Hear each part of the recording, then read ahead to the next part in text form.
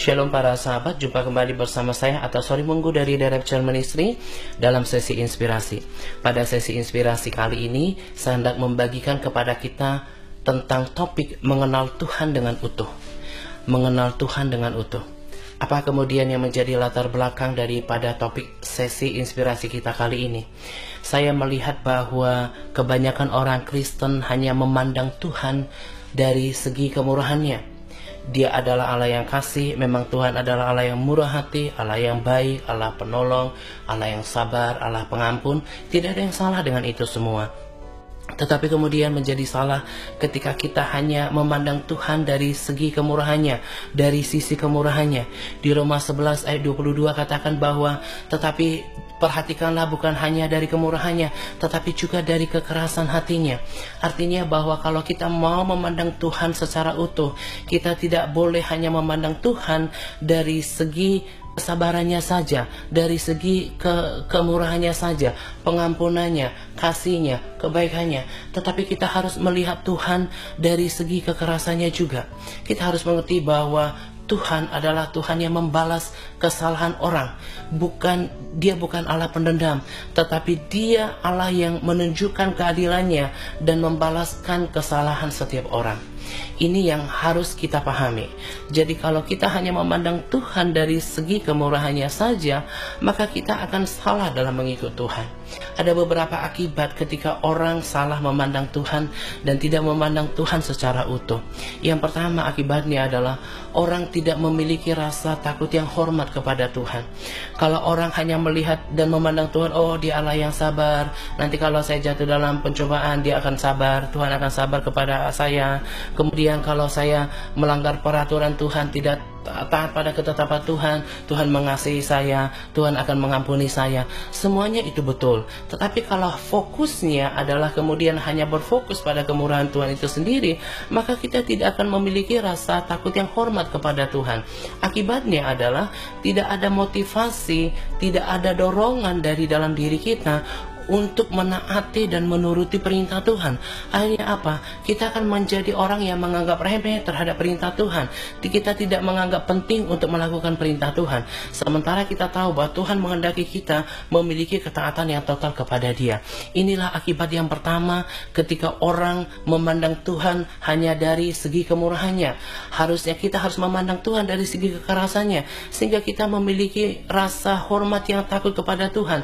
Rasa hormat yang takut inilah yang kemudian memunculkan niat untuk menuruti segala perintah Tuhan.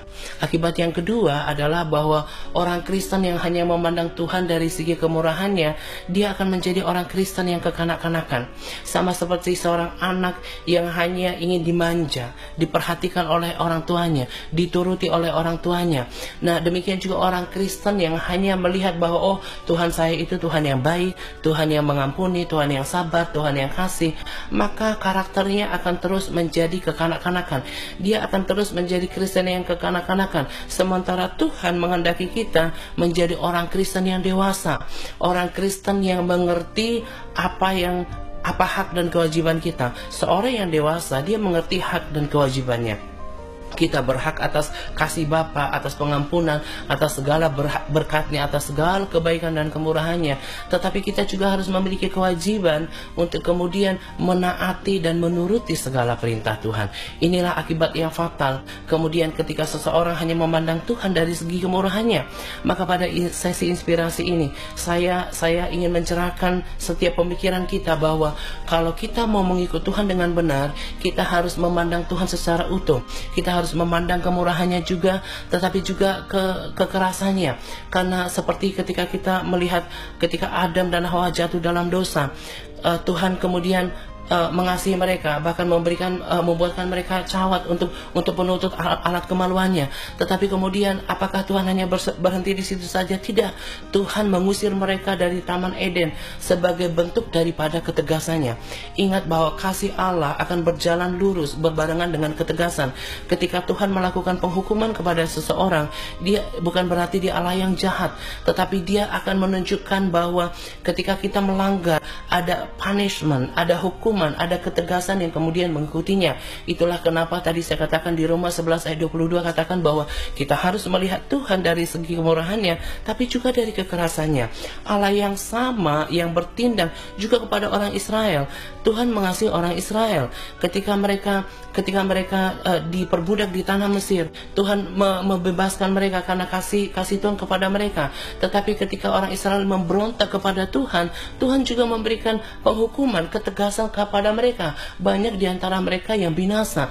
Nah, Tuhan yang sama juga akan bertindak kepada kita. Dia akan mengasihi kita ketika kita juga bersikap baik kepada Tuhan. Di Mazmur katakan terhadap orang setia dia akan berlaku setia. Terhadap yang berbelat-belit dia akan lebih berbelat-belit lagi. Artinya apa? Bahwa sikap kita akan menentukan sikap Tuhan kepada kita. Jadi kita akan menjadi salah mengikut Tuhan ketika kita hanya memandang pada kemurahannya. Kita harus memandang juga dari kekerasan hatinya. Kalau Tuhan juga bertindak yang sama, yang adil kepada bangsa Israel, juga dia akan bertindak yang sama kepada kita. Karena itu melalui sesi inspirasi kali ini, saya rindu setiap kita memahami, memandang dan mengikut Tuhan secara utuh. Kita harus melihat Tuhan dari segi kemurahannya, tetapi juga dari kekerasan hatinya. Kiranya sesi inspirasi kali ini menginspirasi kita bagaimana mengikut Tuhan dengan tepat. Demikianlah sesi inspirasi kita pada kesempatan ini para sahabat. Nantikan saya kembali pada sesi inspirasi selanjutnya. Tuhan Yesus memberkati kita sekalian. Salam Direct Church.